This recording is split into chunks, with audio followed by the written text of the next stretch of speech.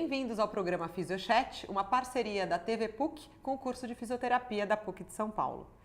Hoje nós vamos falar sobre a fisioterapia especificamente, só que com um outro olhar da fisioterapia. A gente vai falar da fisioterapia antiga com novos olhares. E para isso trouxemos uma convidada muito especial, a Carolina Setti, doutora Carolina Setti. Bem-vinda, Carol. Muito obrigada. Deixa eu passar o seu currículo aqui para o pessoal. A Carolina, ela é fisioterapeuta e ela é idealizadora de um método de trabalho chamado método D7, que ela vai falar um pouquinho para a gente hoje. A formação dela é em reeducação tônico-fásica da postura e do movimento, que é a base do trabalho dela, mas ela também tem cursos de formação em terapia manual, microfisioterapia, hemobiologia, pilates, reeducação uroginecológica e terapia crânio-sacral. Além disso, ela é professora convidada em vários cursos de pós-graduação aí pelo Brasil todo. Carol, mais uma vez bem-vinda. Obrigada. E eu acho que a gente podia começar essa entrevista falando justamente disso que eu disse aqui na abertura, que a gente vai falar um pouquinho da fisioterapia e dessa nova fisioterapia. Será que existe essa nova fisioterapia ou não? Qual que é a sua opinião a respeito disso? Bom, nesses anos todos, já tem aí 20 anos que eu estou formada, eu venho buscando métodos e técnicas diferenciadas para tentar encontrar erros na base que eu tive. E, na verdade, o que eu percebo é que a fisioterapia clássica, as premissas que são ensinadas na fisioterapia, elas são muito poderosas e elas trazem métodos de tratamento que têm bases muito sólidas e que dão muito resultado. Então, a gente brinca que essa nova fisioterapia, na verdade, é a fisioterapia clássica que está escrita em livros que tem aí mais de 50 anos. Então, o método D7, ele é oriundo, ele é derivado do RTFPM, que foi criado pela doutora Odete Durigon, a minha professora, a minha mestre, saudosa, que infelizmente veio a falecer em 2005. E é a base do meu trabalho, e desde 2005 eu ensino esse método pela visão do sistema linfático. Então, são estudos e materiais que a gente encontra na anatomia, na fisiologia, na biomecânica, nas ciências básicas da fisioterapia. Então não tem nada de novo não, Jo. É apenas uma forma simples, elegante e delicada de olhar para o paciente enxergando uma totalidade. Tá. E isso também traz bastante empoderamento para os fisioterapeutas, porque nesses 13 anos de escola, tendo aí passado mais de 300 profissionais pelas nossas mãos, a gente percebe que o fisioterapeuta, em geral, tem essa tendência de achar que não ganha bem e que precisa fazer milhares de cursos para poder agir de uma forma bacana. E eu acho que o maior recado que eu gostaria de deixar é justamente isso, que a gente tem muito poder nas nossas mãos. Sim. Sem precisar de equipamento, sem precisar de nada. Não precisa fazer outra faculdade para você começar a trabalhar. Eu achei essa ideia, quando a gente conversou, né, sobre a entrevista, muito importante, porque inclusive é algo que a gente conversa com os nossos alunos aqui na PUC, que eles aprendam muito bem essas disciplinas básicas, né, que eles entendam bem de anatomia, muito bem de anatomia, de biomecânica, de fisiologia, do funcionamento do corpo humano, não só do funcionamento do corpo, como da máquina, né? Da máquina, exatamente. Porque eu acho que tendo isso bem feito, ele vai ser um bom fisioterapeuta, né? Ele não precisa fazer... Logicamente, você fez vários cursos, a gente leu aqui, né? Que te complementaram. Mas eu acho que sem a base não adianta você fazer 20 cursos, milhares de especializações, especialidades, se você não tem essa base sólida, né? Que eu acho que é meio que um pouco do que você está falando, né? Uma dica, sejam bons fisioterapeutas da base, porque daí vocês resolvem qualquer problema, né? Nós passamos por um momento complexo no nosso país, em que aconteceu e ocorre um sucateamento da educação. A minha turma foi uma turma muito contestadora na época da faculdade, eu fui muito contestadora, então eu buscava mesmo conhecimento, e quando eu chegava nas aulas e percebia que às vezes um professor convidado ou alguma matéria não estava correspondendo, ou muitas vezes dizia o contrário do que eu tinha visto ali num livro ou num artigo, é questionar. E é puxar os professores mesmo, sabe? Então, tenho muitos dos meus colegas que são mestres, que são doutores e que hoje não podem nem se apresentar com esse título, porque as universidades acabam não contratando. Então, eu realmente acredito que essa falta de autoestima do fisioterapeuta venha muito por isso. Porque muitas das vezes essa parte básica, ela não é muito bem dada. Então, a gente tem vários cursos que são maravilhosos e que nesses anos todos eu percebo muito isso. Os alunos que vêm dessas instituições vêm empoderados, vêm firmes. E, gente, é assim, né? Eu sou fisioterapeuta há 20 anos, eu me mantenho, me sustento nesses 20 anos com o meu trabalho. Graças a Deus, tenho uma renda muito boa, muito maior do que muitas pessoas por aí. Sim. Então, é só a gente querer mesmo. Não, um bom profissional vai ter espaço, Sempre. né? Não tem como. Sempre. Né? E muito importante, né, Ju? Olhar para a pessoa com amor, isso. Com vontade de ajudar, porque a gente não cura, a gente facilita o processo. A autocura e a autocorreção, elas estão dentro de cada organismo vivo. Então, não olhar o organismo só como uma máquina, mas olhar essas características sutis. O comportamento, o porquê aquele corpo está desencadeando uma dor, o porquê aquele corpo está desencadeando aquele tipo de postura, o porquê aquele bebê chora daquela forma, não dorme. Né? Não olhar apenas assim, é um defeito e precisa consertar, furar e serrar. E até o contexto, né? A gente fala muito para os alunos aqui, a gente tem que entender o contexto que esse ser humano está inserido, né? Tem o ambiente, tem a família, tudo isso vai influenciar. E a gente não pode ir lá e atender só o joelho do cara, né? A gente tem que entender quem é essa pessoa, né? E fazer com paixão, né? Eu acho assim, tanto que eu sempre te convido para vir aqui no curso, dar aula pra gente, porque eu vejo que você tem paixão pelo que você faz, né? Você gosta de trabalhar, você gosta de enaltecer a fisioterapia, assim como eu. Então, eu acho que uma das causas do teu sucesso é justamente esse. Você faz o que você gosta e você faz com amor, né? E a gente tenta passar isso para os alunos também. Ó, se vocês não fizerem com amor, né, com gosto pelo que vocês fazem, tentando entender aquela pessoa que vocês estão tratando, vai dar muito certo também, né? O nosso trabalho é um trabalho de amor, né, Ju? Não tem como você lidar com as dores de um ser humano e tentar ajudá-lo a quebrar aquele ciclo se você não tiver compaixão. Sim. Então, muitas vezes a gente pensa compaixão, a gente ficar com pena da pessoa. Não. Eu costumo conversar com as minhas alunas que várias técnicas falam, nós temos que ser observadores, testemunhas. Não. Eu tenho aprendido, agora eu estou cursando a osteopatia pediátrica de James Jellows, a biodinâmica, e nesse curso, no último módulo, eu falei para elas, eu agora entendo assim, não é que você olha a pessoa entrando no mar revolto e fica, tô aqui para te salvar. Não, é dar a mão e entrar na onda junto, sabe?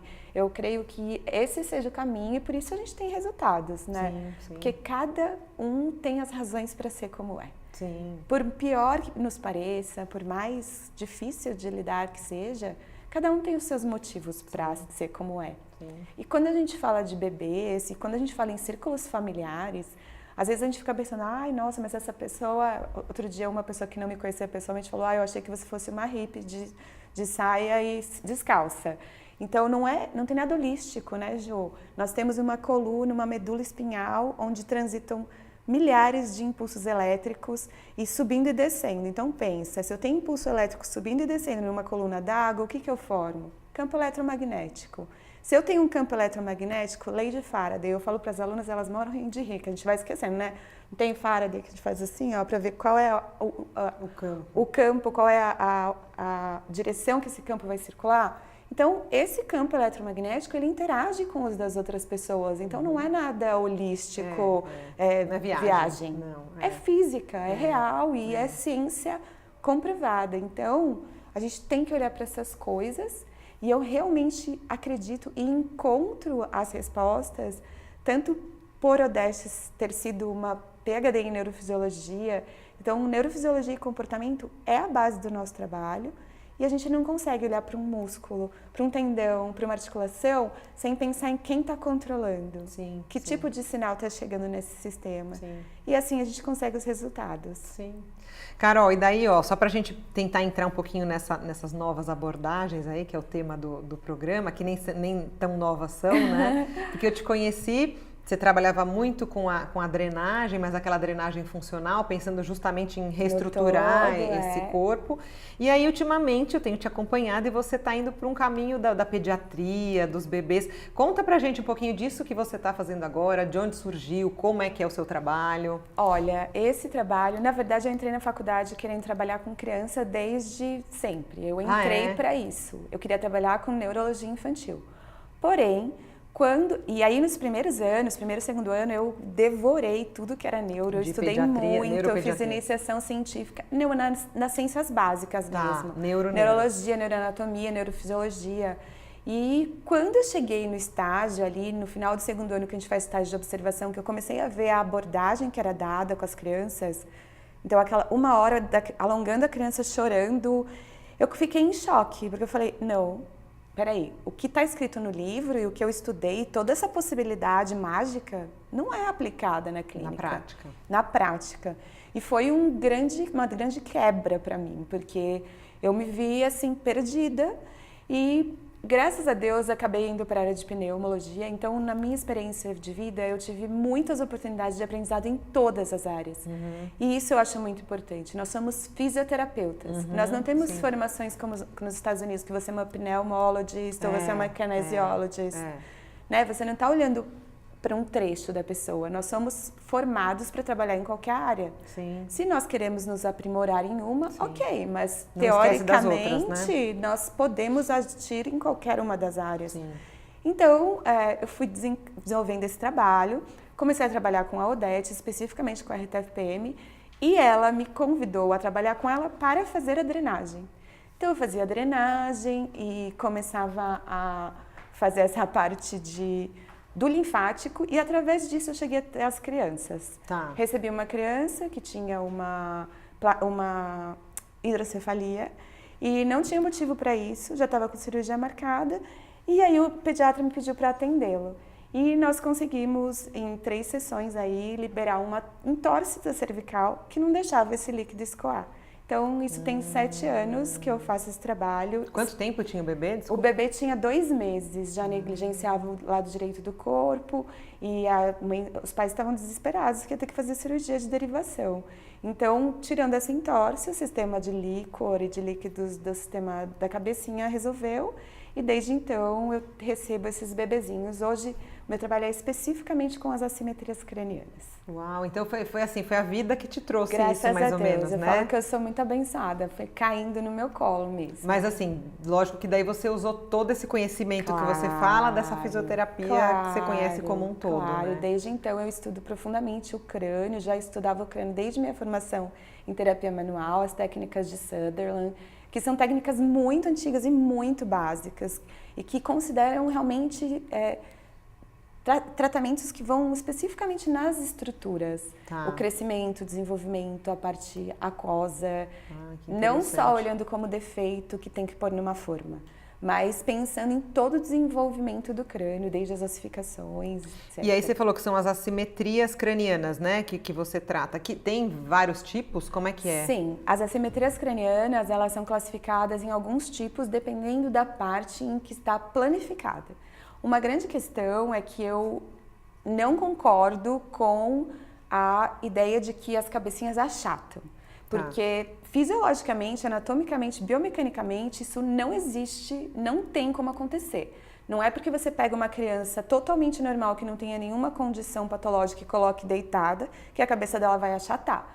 É porque tem até mães que ficam com medo, né? Falam, ai, não deixa deitado muito tempo, porque senão vai achatar, Sim, né? inclusive se cria um estresse, assim, tem mães que eu conheço que chegam até o consultório que acordam de 1 em 1 hora para virar a cabeça da criança. Nossa. Então, como a gente entende? Você estuda comportamento e parte psicológica. Se a criança não vira para um lado ou se ela só quer ficar daquele jeito, é porque existe alguma condição que não a deixe ir para o outro lado.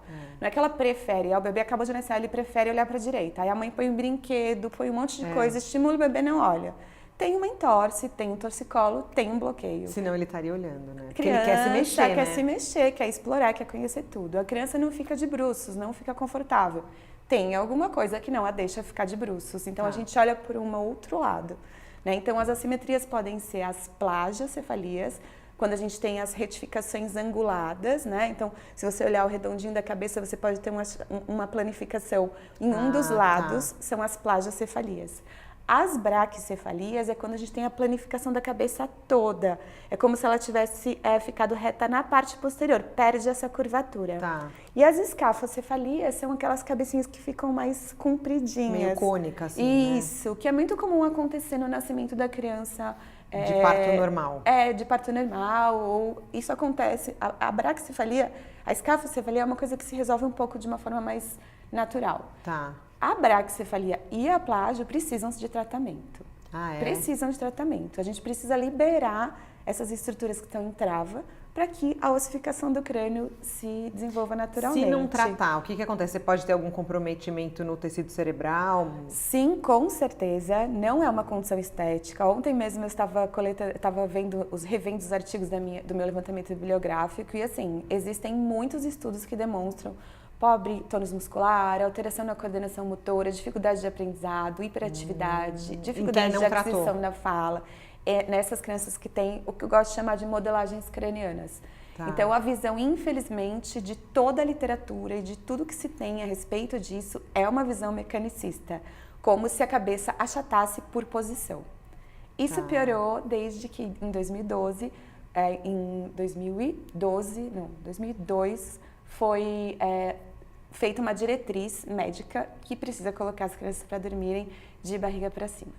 Então, isso aumentou absurdamente porque a criança, fisiologicamente, ela veio para ficar fletida de bruços. Então, hoje se sabe que são condições cardíacas e se a gente coloca uma criança cardiopata de barriga para baixo, a chance dela ter um colapso e morrer é muito maior.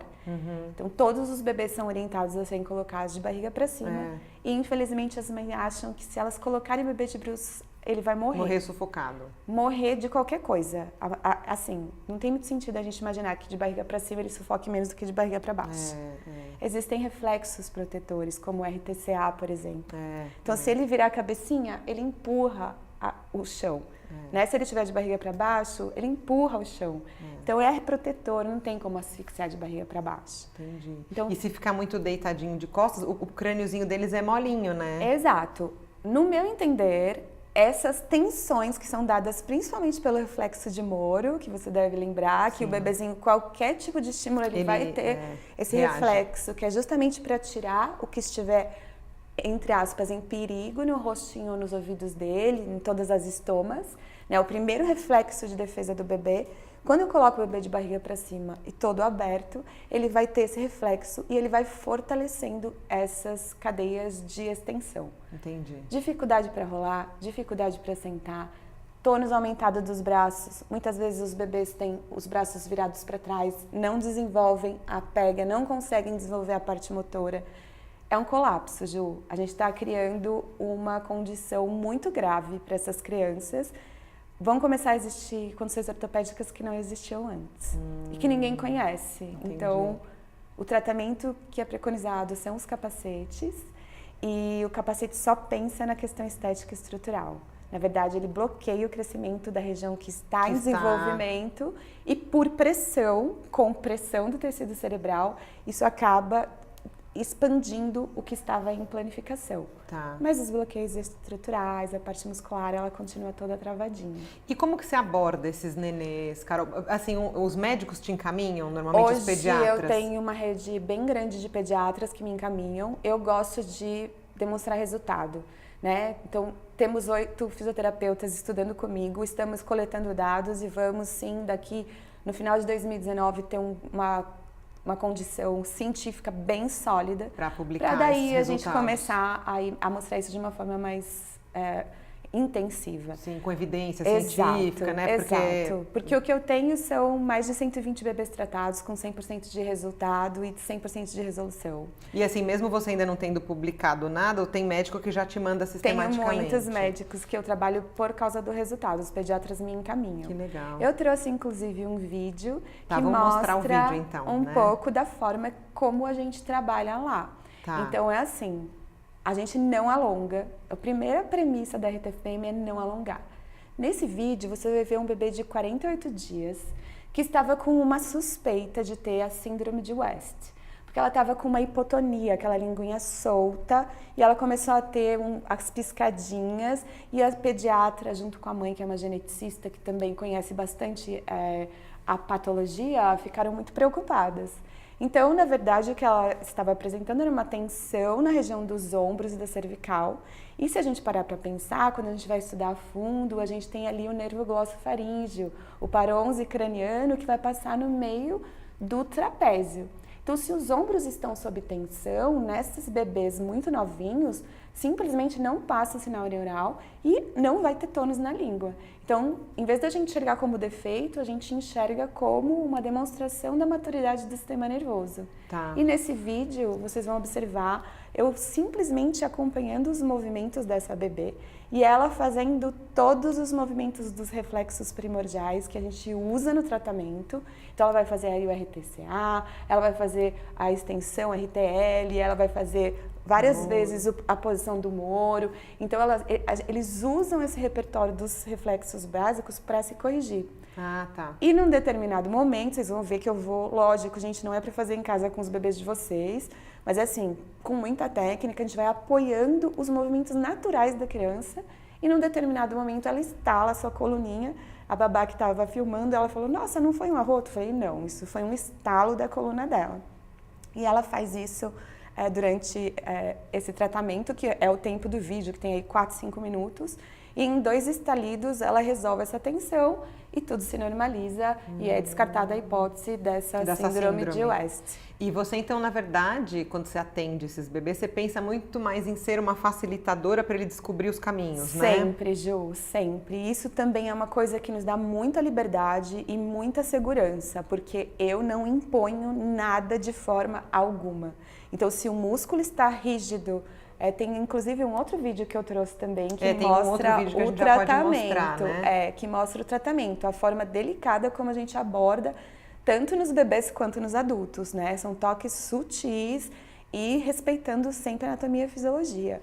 Em todos os tratamentos nós não utilizamos o alongamento de forma alguma, porque nós entendemos que o alongamento em músculos doloridos ou enrijecidos por condição do sistema nervoso, então o cérebro da criança está mandando aquele torcicolo. Como que eu vou lá e vou ficar esticando uma condição que o cérebro enviou? Se o cérebro não entender que o perigo passou, ele vai continuar tensionando aquele músculo. Então, alongar, na nossa visão, é deformar o colágeno. Entendi. Se eu deformo o colágeno, eu enrijeço o tecido e eu pioro a condição. Então, nesse vídeo, a gente vai ver a abordagem do reposicionamento muscular, que é a base da RTFPM, né? Então, trabalho com linfático, reposicionamento muscular e a integração das vias neurosensoriais. São os 3 passos que a gente trabalha na técnica. E aí você vai poder observar a separação dos ventres, do músculo, o bebezinho dormindo, que eu gosto muito de trabalhar com eles dormindo. Você vai ver a delicadeza desse método. Sem dor, sem sofrimento, porque se eu criar mais dor para o sistema, o cérebro vai se colocar mais ainda em tensão, no sentido do quê? De me proteger, de me isolar do que está me fazendo mal. E esse mal, né, Ju, a gente sempre tem que lembrar que ele pode ser real ou ele pode ser perceptivo. Você pode ter uma sensação de que está sendo atacado, mesmo que você não esteja. Sim, sim. E as vias motoras, elas vão se ativar da mesma forma, como, por exemplo, no estresse, né? E aí você descobre, por exemplo, a gente viu os vídeos, daí você coloca esse bebê em situações e você tenta descobrir os caminhos que ele te mostra? Exatamente, Ju. Eu vou usando, isso que foi a grande chave mágica que minha professora me deixou. Os fluxos líquidos, eles se direcionam para onde o corpo quer se defender. Que foi daí que você começou a se especializar na drenagem, tudo para pensar nisso, correlacionamos tudo e hoje o trabalho é feito com os movimentos líquidos, então é muito mágico. Pensa assim, às vezes pode ser que quem esteja assistindo tá falando, gente, que viagem essa história dos fluxos líquidos. Dá um exemplo, por exemplo, num adulto, de uma situação, sei lá, ele tá com um edema. O que isso pode, em membro inferior, sei lá? Então, por exemplo, digamos assim, se o seu corpo levou um monte de líquido para enrijecer aquele tecido, é porque tem alguma condição ali que precisa de uma parada, né? Então, digamos assim, você cortou, fez uma laceração que está infectada, está com uma infecção. O tecido não pode ficar móvel, solto e laço. Por Sim. quê? Porque ele precisa dar atenção para aquela condição. De acordo com o fluxo, a direção do líquido, e isso a gente vai treinando as mãos para sentir para onde está indo a defesa. E aí a gente consegue captar em qual região do corpo, por exemplo, aquela pessoa está se sentindo atacada. E aí a gente vai usar essa via do corpo ou muitas vezes conversa, aromaterapia. Eu fui estudar a medicina indiana para poder agir por outras vias. O que o paciente precisar, a gente dá. Entendi.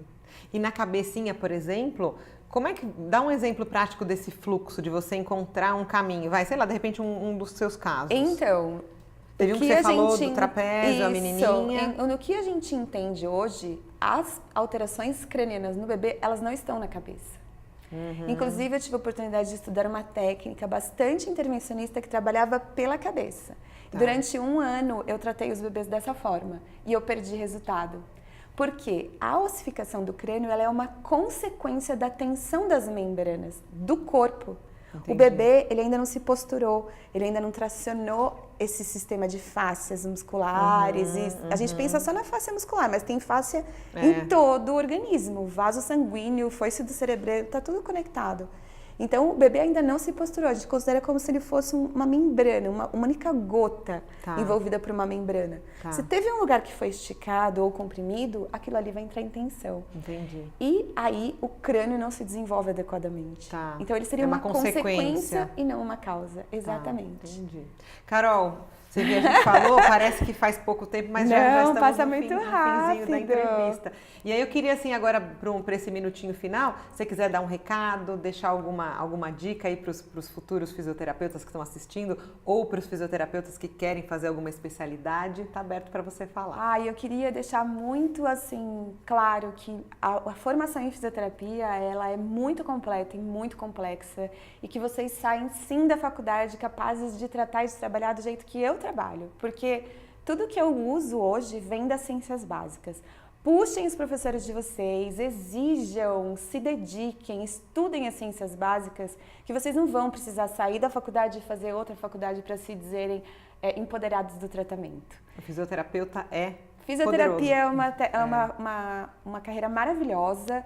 Terapeutas da função, nós podemos trabalhar em qualquer lugar e sempre com muito amor e olhando para a pessoa com integridade, principalmente com olhos que busquem a saúde e não a doença. Maravilha. Obrigada, Carol, pela presença. Agradeço. Vamos acabando o nosso programa. Acompanhem nosso programa nas redes sociais, Facebook e Instagram e até a próxima.